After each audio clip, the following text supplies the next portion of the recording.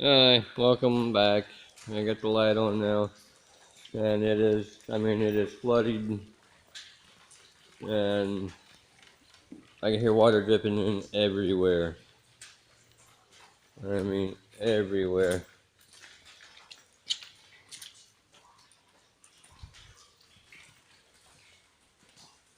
And the whole back spot is flooded too.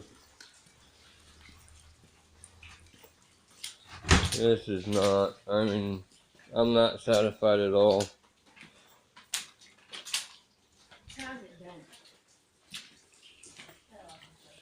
I can't even bring anything in here.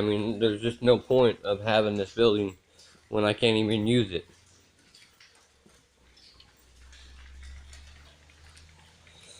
I'm not very satisfied at all. There is so much water coming in the shop again. There's so much water right here, so much water dripping, everywhere.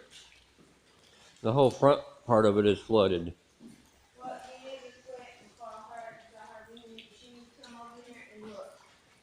So, it's just, I don't know what to do anymore, guys.